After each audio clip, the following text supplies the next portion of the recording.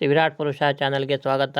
ನಮ್ಮೆಲ್ಲ ಸುವಿಚಾರ ಚಿಂತನೆಗಳನ್ನು ಆಲಿಸಿ ಆನಂದಿಸಲು ನಮ್ಮ ಚಾನಲನ್ನು ಸಬ್ಸ್ಕ್ರೈಬ್ ಮಾಡಿ, ಶೇರ್ ಮಾಡಿ ಮತ್ತು ಲೈಕ್ ಮಾಡಿ.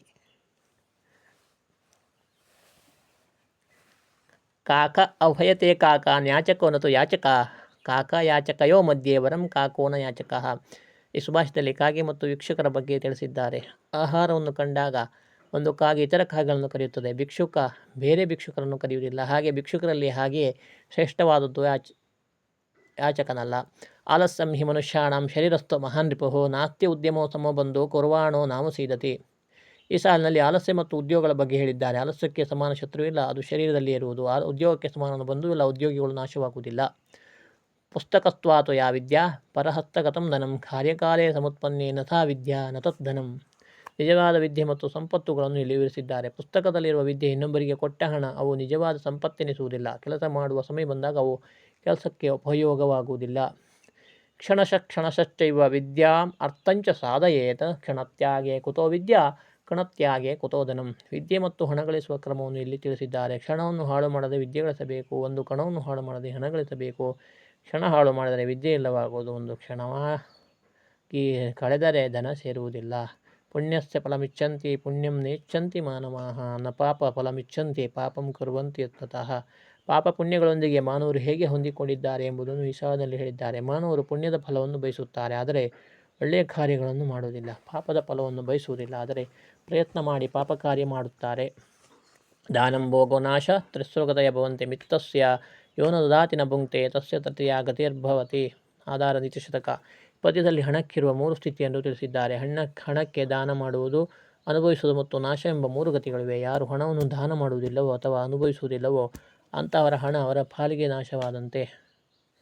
ಲಲಿತಂ ಸತ್ಯ ಸಂಯುಕ್ತಂ ಸುವ್ಯಕ್ತಂ ಸತಂ ಪ್ರಿಯಂ ಯೇ ವದಂತಿ ಸದಾ ತೇಷಾಂ ಸ್ವಯಂ ಸಿದ್ಧೇವ ಭಾರತಿ. ಆಧಾರ ವೈರಾಗ್ಯ ಶತಕ. ಈ ಪದ್ಯದಲ್ಲಿ ಉತ್ತಮವಾದ ಮಾತಿನ ಗುಣಗಳನ್ನು ತಿಳಿಸಿದ್ದಾರೆ. ಸುಂದರವಾದ, ಸತ್ಯವಾದ, ಸ್ಪಷ್ಟವಾದ, ಪ್ರಿಯವಾದ ಮಾತನ್ನಾಡುವವರ ಮಾತು ಸಿದ್ಧವೆನಿಸಿ ಅತ್ಯಂತ ಉತ್ತಮವಾಗಿರುವುದು.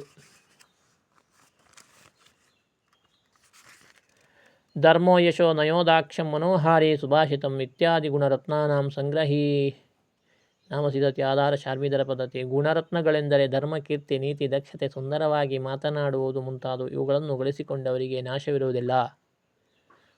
ಅಮಲಿಮಸಂ ಮಚ್ಛಿದ್ರಂ ಅಕ್ರೌರ್ಯಂ ಅತಿ ದುಷ್ಕರಂ ಅಧೇಯಂ ಅಪ್ರತಿಗ್ರಾಹ್ಯಂ ಅಹೋಜ್ಞಾನಂ ಮಹಾಧನಂ. ಆಧಾರ ಸಭಾರಂಜನ ಶತಕ. ದೋಷವಿಲ್ಲದ, ಮಲಿನತೆ ಇಲ್ಲದ, ಕ್ರೂರತೆ ಇಲ್ಲದ, ಕಷ್ಟದಿಂದ ಸಂಗ್ರಹಿಸುವ, ಯಾರಿಗೂ ಕೊಡಲಾಗದ, ಯಾರಿಂದಲೂ ಪಡೆಯಲಾಗದ ಜ್ಞಾನವೆಂಬ ಮಹಾಧನವು ಅತ್ಯಂತ ಶ್ರೇಷ್ಠವಾಗಿರುವುದು.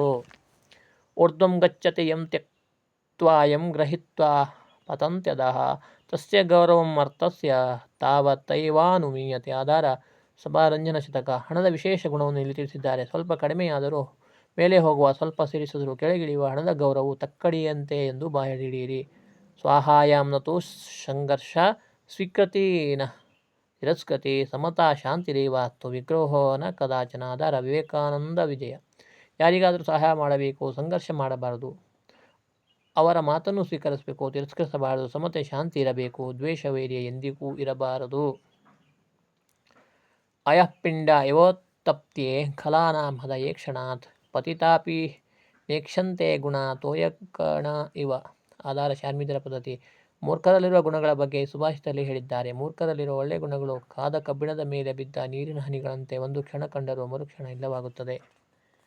ಗುಣವಜ್ಜನ ಸಂಸರ್ಗಾತ್ ಯಾತಿ ನೀಚೋಪಿ ಗೌರವಂ ಪುಷ್ಪಮಾಲಾ ಪ್ರಸಂಗೇನ ಸೂತ್ರಂ ಶಿರಸಿ ಧಾರ್ಯತೆ. ಆಧಾರ ನೀತಿಶತಕ. ಗುಣವುಳ್ಳರು ಸಹವಾಸದಿಂದ ನೀಚರೂ ಸಹ ಗೌರವವನ್ನು ಪಡೆಯುತ್ತಾರೆ. ಹೂಗಳು ಸಹವಾಸದಿಂದ ದಾರವು ಸಹ ತಲೆಯನ್ನೇ ಇರುವುದು.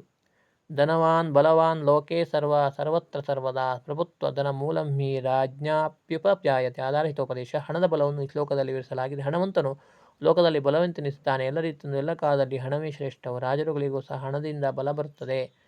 ದ್ರಾಕ್ಷಂಮ್ಲಾನಮುಖೀ ಜಾತ ಶರ್ಕರ ಶಾಶ್ವತಾಗತ ಸುಭಾಷಿತ ರಸಸ್ಯಾಗ್ರೇ ಸುಧಾಭಿತ ದಿವಂಗತ.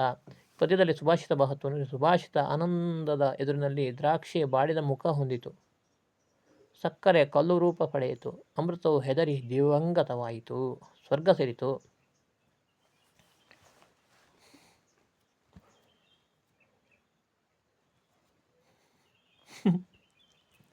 ಸುಖಾರ್ತಿ ವಾ ತ್ಯಜೇದ್ವಿದ್ಯಾಂ ವಿದ್ಯಾರ್ಥಿ ವಾ ತ್ಯಜೇತ್ ಸುಖಂ ಸುಖಾರ್ಥಿನ ಕುತೋ ವಿದ್ಯಾ ಕುತೋ ವಿದ್ಯಾರ್ಥಿನ ಸುಖಂ. ಆಧಾರ ವಿದ್ಯೆಯನ್ನು ಬಯಸುವವರು ಸುಖವನ್ನು ಬಿಡಬೇಕು, ಸುಖ ಬಯಸುವವರು ವಿದ್ಯೆಯನ್ನು ಬಿಡಬೇಕು. ಸುಖಾರ್ಥಿಗಳಿಗೆ ವಿದ್ಯೆಯೂ ಸಿಗುವುದಿಲ್ಲ, ವಿದ್ಯಾರ್ಥಿಗಳಿಗೆ ಸುಖವೂ ಸಿಗುವುದಿಲ್ಲ. ಸತತ ಶ್ರಮ ಅನಿವಾರ್ಯವಾಗಿರುವುದು.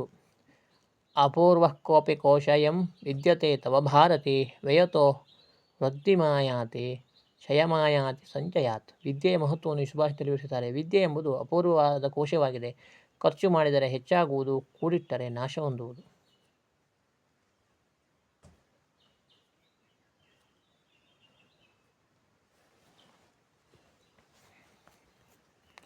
ಯಸ್ಯ ನಾಸ್ತಿ ನಿಜಾ ಪ್ರಜ್ಞಾ ಕೇವಲಂತು ಬಹುಶ್ರುತ ನ ಸ ಜಾನಾತಿ ಶಾಸ್ತ್ರಾರ್ಥಂ ದರ್ವಿಸೂಪದಸಾನಿಮ.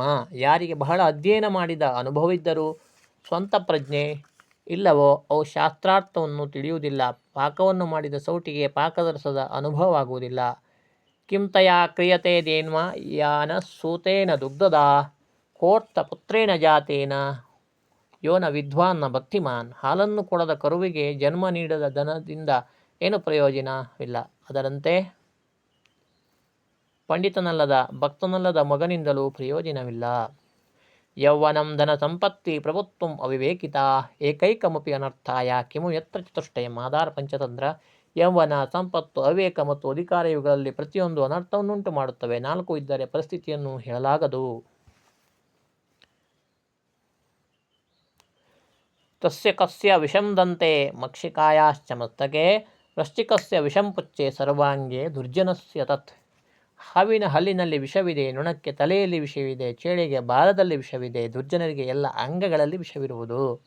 ಮಿತ್ರದ್ರೋಹಿ ಕೃತಜ್ಞಶ್ಚ ಯಶ್ಚ ವಿಶ್ವಾಸಘಾತಕಃ ತೇನರ ನರಕಂ ಯಾಂತಿ ಯಾವಚ್ಚಂದ್ರ ದಿವಾಕರೋ.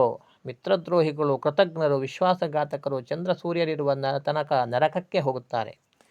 ಕ್ಷಮಾದನುಕರೆ ಯಸ್ಯ ದುರ್ಜನಂ ಕಿಂ ಕರಿಷ್ಯತಿ ಆತ್ರಣೆ ಪತಿತೋ ವಹ್ನಿ ಸ್ವಯಮೇವೋಪಶಾಮ್ಯತೆ. ಯಾರ ಕೈಯಲ್ಲಿ ಕ್ಷಮೆ ಎಂಬ ಧನುಸ್ಸಿದೆಯೋ ಅವರಿಗೆ ದುರ್ಜನರಿಂದ ಯಾವುದೇ ಅಪಾಯವಿಲ್ಲ. ಹುಲ್ಲು ಇಲ್ಲದ ಸ್ಥಳದಲ್ಲಿ ಬಿದ್ದ ಬೆಂಕಿಯು ತಾನಾಗಿಯೇ ಆರಿ ಹೋಗುವುದು. ಶ್ರೂಯತಾಂ ಧರ್ಮ ಸರ್ವಸ್ವಂ ಶ್ರುತ್ವಾಂ ಚಾವಧಾರ್ಯತಾಂ ಆತ್ಮನಃ ಪ್ರತಿಕೂಲಾನಿ ಪರೇಶಾಂ ನ ಸಮಾಚರೇತ್. ಎಲ್ಲ ಧರ್ಮಗಳ ಸಾರವನ್ನು ಈ ಶ್ಲೋಕದಲ್ಲಿ ವಿವರಿಸಿದ್ದಾರೆ. ಧರ್ಮ ಸರ್ವಸ್ವವನ್ನು ಕೇಳಿ ನೆನಪಿನಲ್ಲಿಡಿ. ಯಾವಾಗಲೂ ತನಗೂ ಪರರಿಗೂ ವಿರುದ್ಧವಾದುದನ್ನು ಆಚರಿಸಬಾರದು. ಅನಾರಂಭ ಮನುಷ್ಯಾಣಾಂ ಪ್ರಥಮಂ ಬುದ್ಧಿಲಕ್ಷಣಂ ಆರಬ್ಧಸ್ಯಾಂತ ಗಮನಂ ದ್ವಿತೀಯಂ ಬುದ್ಧಿಲಕ್ಷಣಂ. ಶ್ಲೋಕದಲ್ಲಿ ಬುದ್ಧಿಯ ನಿಜವಾದ ಲಕ್ಷಣವನ್ನು ತಿಳಿಸಿದ್ದಾರೆ. ಮಾನವರು ಆಗದ ಕೆಲಸವನ್ನು ಆರಂಭಿಸಬಾರದು. ಅದು ಬುದ್ಧಿವಂತರ ಪ್ರಥಮ ಲಕ್ಷಣ. ಒಮ್ಮೆ ಆರಂಭಿಸಿದ ಕಾರ್ಯವನ್ನು ಪೂರ್ತಿಗೊಳಿಸುವುದು ಎರಡನೇ ಬುದ್ಧಿ ಲಕ್ಷಣ. ಪರವಾದಂ ಪರಂ ದ್ರವ್ಯಂ ಪರಹಾನಿಂ ಪರಸ್ತ್ರೀಯಂ ಪರವೇಶ್ಮ ನಿವಾಸಂಚ ದೂರತಃ ಪರಿವರ್ಜಯೇತ್. ಬುದ್ಧಿವಂತರಾದರೂ ಬೇರೆಯವರ ಸಲುವಾಗಿ ವಾದವನ್ನು ಮಾಡಬಾರದು. ಪರದ್ರವ್ಯ, ಪರಸ್ತ್ರೀ, ಇನ್ನೊಬ್ಬರ ಹಾನಿಗಳನ್ನು ದೂರದಿಂದಲೇ ತಿಳಿದು ಲಕ್ಷಿಸಬಾರದು. ಇನ್ನೊಬ್ಬರ ಮನೆಯಲ್ಲಿ ವಾಸ ಮಾಡಬಾರದು.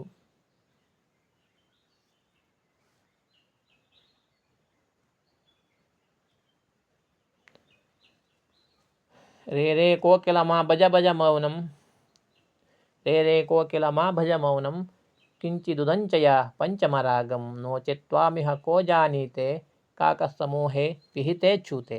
ಈ ಪದ್ಯದಲ್ಲಿ ಅನ್ಯೋಕ್ತಿ ಇದೆ. ಹೇ ಕೋಗಿಲೆಯೇ, ನೀನು ಮೌನವಾಗಿರಬೇಡ, ಕುಹು ಪಂಚಮದನಿ ಮಾಡು. ಇಲ್ಲವಾದರೆ ಕಾಯಿಗಳಿಂದ ಸುತ್ತುವರಿದ ಈ ಮಾವಿನ ಮರದಲ್ಲಿ ನೀನಿರುವುದನ್ನು ಯಾರೂ ತಿಳಿಯುವುದಿಲ್ಲ ಎಂದು ಹಾಗೆ ಕೋಗಿಲೆಗಳಂತೆ ಸಾಮಾನ್ಯರು ಮತ್ತು ವಿಶಿಷ್ಟರ ಬಗೆಗೆ ತಿಳಿಸಿದ್ದಾರೆ. ವಿಶೇಷ ಕಾರ್ಯ ಮಾಡಲು ಸೂಚಿಸಿದ್ದಾರೆ.